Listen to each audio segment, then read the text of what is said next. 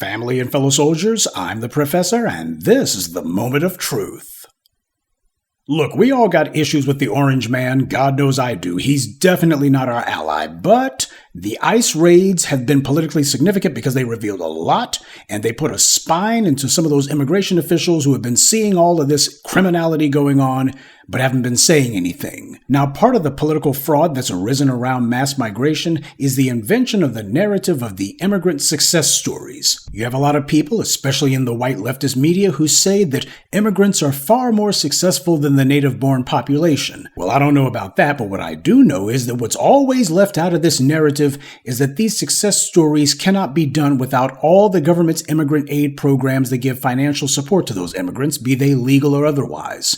Not one of them comes up without it. But this narrative is a crucial part of how white supremacy takes those who are not classified as white and gets them to sign on to the devil's bargain of anti-black racism anyway. Because the dominant society, what they've always done is to lie through their teeth and claim that they earned all of their ill-gotten gains, but we know they stole it from us. The self-made white man is the oldest and most fraudulent myth white supremacy created, and so these foreigners who come here, they understand the rules of racism, and they copy the white supremacist anti-black playbook word by word. And that brings us to the subject of this morning's briefing, Louisiana. Oh yeah, if you're talking about Louisiana, it's probably nothing good. About the only thing good about Louisiana is foundational black Americans' rich philosophy and history that came from our culture, but what's bad about Louisiana? Literally everything else. And quiet as it's kept, Louisiana has also been one of the primary states for immigrants to be placed when they enter the U.S. That's why people like Cedric Richmond were bending over backwards, gushing over how much he wanted to do for immigration. Well, an illegal immigration conspiracy was uncovered in Louisiana, and here's what was going on. A Subway restaurant operator named Chandrakant Patel was working with some crooked cops in order to illegally obtain what are called U visas. U visas are special types of visas that let illegal aliens stay in the U.S. if they claim to be the victim of a crime or that they witnessed a crime. Think about that. You get to stay in the U.S. just for claiming you saw a crime or that you were the victim of a crime. This is the con that's even worse than the lying fraud of so-called asylum. Now, the problem for Patel was that the U.S. limits the number of U visas that are issued. So these visas are highly coveted, since if you can get one, that means you get instant legal status and you get to bypass the kind of requirements that even so-called asylum seekers are told they have to go through. Now, here's where the thugs in blue come in. You can't get a U visa unless some police or sheriff's department makes out a criminal complaint claiming that such and such an illegal alien was a witness to a crime or was the victim of a crime. You need the cops to vouch for you.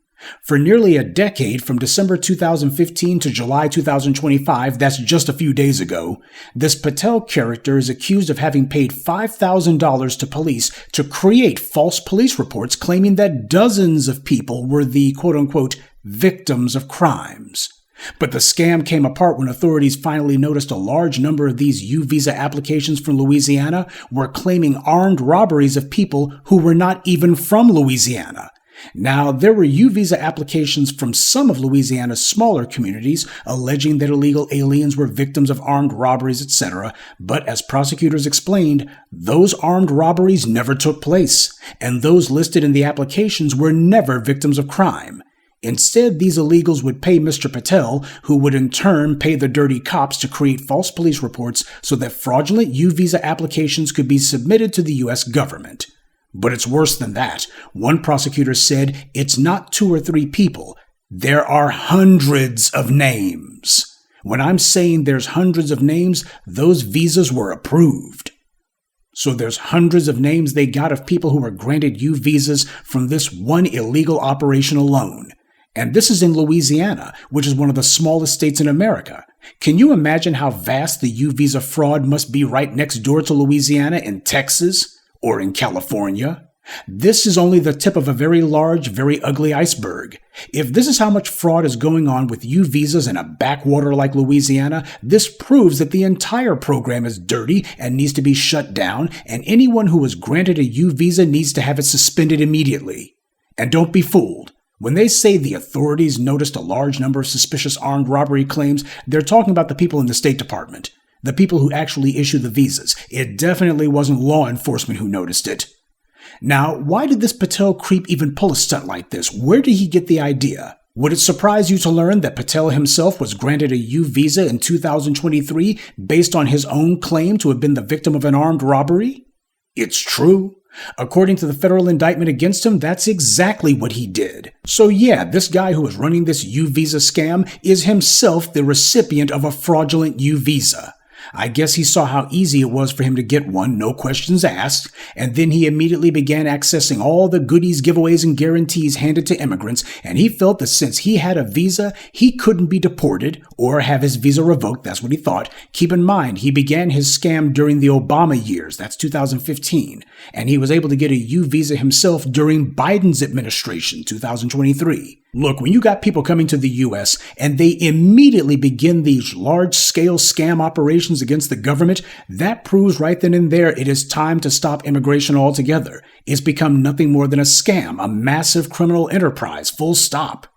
Now, Trump and his pals say that they want to remove immigrants who are charged with or convicted of a crime. Patel certainly falls in that category. His visa should be revoked and he should be deported. Put him on the first thing smoking out of here, along with anyone else that he's connected to.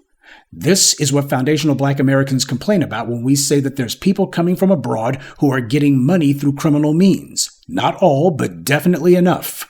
The countries that these immigrants come from are places where bribery is not a crime. In fact, it's a way of life. And the people who come from places where bribery is normal think that there's nothing wrong with doing it here. In fact, when they talk about how quote-unquote successful they are, in most cases they're including practices and behaviors that are crimes.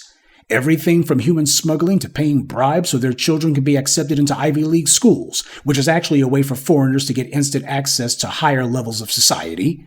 And then these same people tell FBAs that we just don't work hard, and that they work harder than we do, they're smarter than we are, etc. Well, thanks to the internet making local news national, we have tons of documentation on exactly what kind of hard work they've been doing all these decades. As they see it, white supremacy achieved its position through criminality and immorality, so in their minds, they're just doing as the Romans do. At last report, a federal grand jury returned a 62-count indictment against Patel and his police co-conspirators. Patel himself is charged with bribery, mail fraud, money laundering, and conspiracy to commit visa fraud. The Oakdale police chief, Chad Doyle, there's an appropriate name, is charged with visa fraud, mail fraud, money laundering, and conspiracy to commit visa fraud. Michael Freck Stanley, another appropriate name, a marshal in Oakdale, is charged with visa fraud, mail fraud, money laundering, and conspiracy to commit visa fraud. Police Chief Glenn Dixon of Forest Hill is charged with visa fraud, mail fraud, money laundering, and conspiracy to commit visa fraud.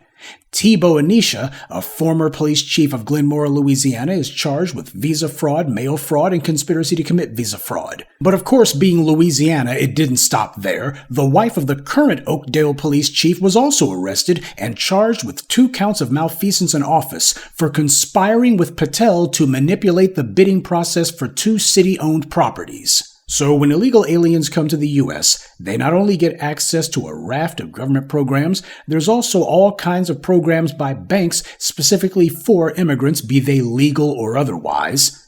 So they get access to that funding, and then they use it to make under-the-table government deals with malfeasance. So if we're going to be having people pushing the narrative that the immigrants are quote-unquote more successful, then we need to make sure that we include stories like this. Oh, and on a side note, 2 of the police chiefs who got themselves arrested, they had been attending a conference in Baton Rouge.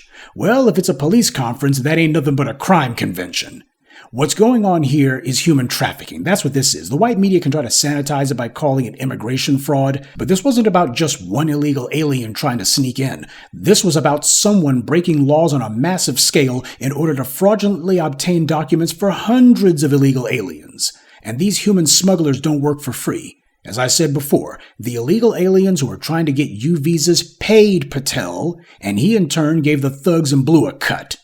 What this means is that this Patel person is the actual ringleader for this scheme. Sure, he set up a business, which we know he was using as a front for a criminal conspiracy. And of course, there's a ton of cops involved. There always are. From drugs to human trafficking, most of the criminality in America isn't happening in spite of the police. It's happening because of the police. Of course, this Patel creep was being protected by crooked cops, which is redundant because crooked cops are the only kind. Immigration has become a bag of worms. You have criminals and terrorists and reprobates of every stripe, pattern, and spot who are taking full advantage of it and turning the U.S. into the kind of lawless place they came from, and then gaslighting people and saying that they work hard and are far less likely to break the law. So I guess they don't consider something a crime unless somebody commits it against them. And this is also another indictment of the thugs in blue. The entire reason trash like this Patel creep can even do these things is because he already knows American law enforcement are dirty as hell. This is why white supremacy's practice of protecting and downplaying police corruption is so damnable. If you have even one crooked cop in a department, the entire organization is dirty. You never see the alleged good cops, who nobody's actually ever witnessed, by the way, running the dirty cops out of a department. It's always the other way around, and that's because the dirty cops are the ones running these agencies. And it's been that way from the very beginning. The police in America started off as the slave catchers during chattel slavery. And we still see the bastards engaged in human trafficking to this day, from chain gangs to U-visas. This is why Patel was drawn to this crime in particular. He knew the police would be willing to become part of a criminal conspiracy because most police are criminals themselves. Now, this is a story that you haven't heard much about, have you? Even Fox News hasn't talked about it because Louisiana is a red state and it's currently being run into the ground by some inbred Ron DeSantis wannabe.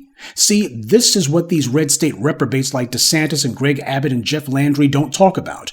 The reason that their states are such magnets for illegals is because they're so corrupt.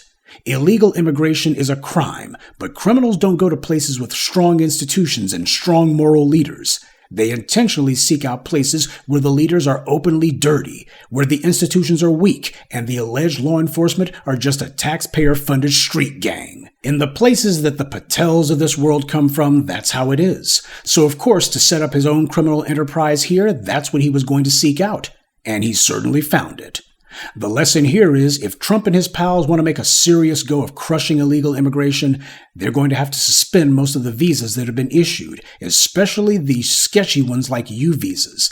They will have to carry out a hyper-focused effort to crack down on these unscrupulous businessmen, especially ones who came from abroad, and crack down on the cops.